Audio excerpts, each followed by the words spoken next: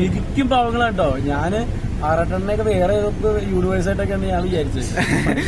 പക്ഷെ അയാൾ കൊക്ക് കണ്ടാലും ഒരിക്കലും ഒരു ദേഷ്യം വരുന്ന രീതിയിലല്ല നമ്മൾ ചെയ്തേക്കുന്നത്. ആരും ഇൻസൾട്ട് ചെയ്തിട്ടില്ല അല്ലേ? എങ്ങനെ ഉണ്ടായിരുന്നു ഓഡിയൻസിന്റെ റെസ്പോൺസ്? തിയേറ്ററിൽ ഉണ്ടായിരുന്നതാണല്ലോ.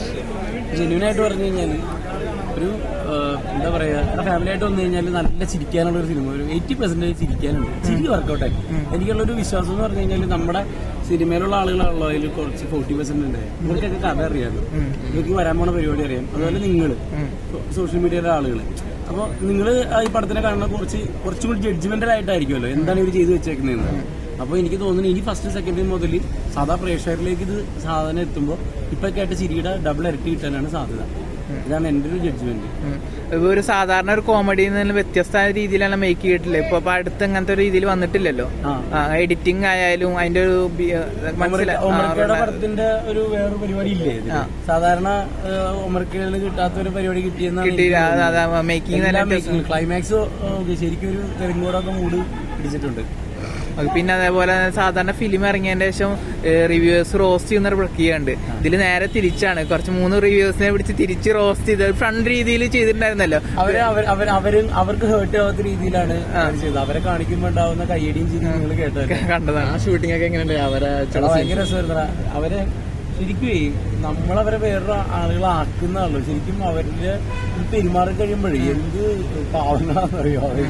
ശരിക്കും പാവങ്ങളാട്ടോ. ഞാന് ആറാട്ടെണ്ണയൊക്കെ വേറെ ഏതൊക്കെ യൂണിവേഴ്സായിട്ടൊക്കെയാണ് ഞാൻ വിചാരിച്ചത്. നമ്മളായിട്ട് സംസാരിക്കുമ്പോ അയാളൊരു നോർമൽ മനുഷ്യൻ. അതെ അത് നമുക്ക് മനസ്സിലാവില്ലല്ലോ, ഡയറക്റ്റ് ഇന്ററാക്ട് ചെയ്യാത്ത കാരണം. അതാണ് അതെ. എനിക്ക് പെരുമാറിയപ്പോ ഭയങ്കര. ഇന്നലെ എന്നെ വിളിച്ചിട്ടുണ്ടായി, വൈകുന്നേരം വിളിച്ചിട്ട് ബ്രോ നമുക്ക് പടം നന്നാക്കണം. ഇങ്ങനെ കേൾക്കുമ്പോൾ നമുക്ക് സന്തോഷമാണ് അവരെ പറ്റി. പിന്നെ അലൻ ജോസിന്റെ സ്ഥിരം തുടങ്ങിയിട്ടുള്ള ഒരു ഡാൻസ് കാര്യങ്ങൾ അതേ സ്റ്റൈലില് തന്നെ അത് വെച്ചിട്ടുണ്ട്.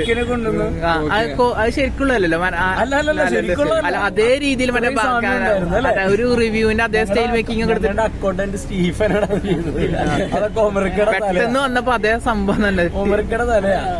പക്ഷെ അയാൾ കൊക്ക് കണ്ടാലും ഒരിക്കലും ഒരു ദേഷ്യം വരുന്ന രീതിയിലല്ല നമ്മൾ ചെയ്തേക്കുന്നത്. ആരും ഇൻസൾട്ട് ചെയ്തിട്ടില്ല അല്ലേ? അശ്വൻ കോക്കിന്റെ റിവ്യൂ ഒക്കെ എങ്ങനെ പ്രതീക്ഷിക്കുന്നത്?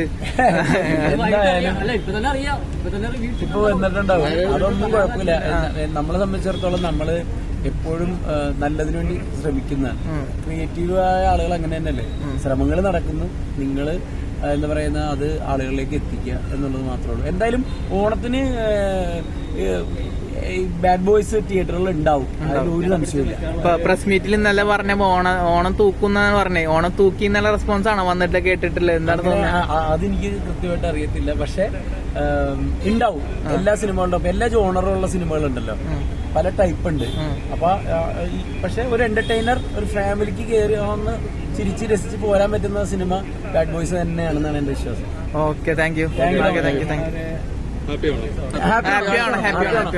എന്റെ 27-ാം തീയതി മറ്റേ ഗുമസ്തർ റിലീസ് ഉണ്ട്, അത് കാണണോട്ടോ. അത് ത്രില്ലറാണെന്ന് ഞാൻ ഗ്യാരണ്ടി എഴുതി വെപ്പിട്ടത്. ഞാനുണ്ട് അതിനകത്ത്.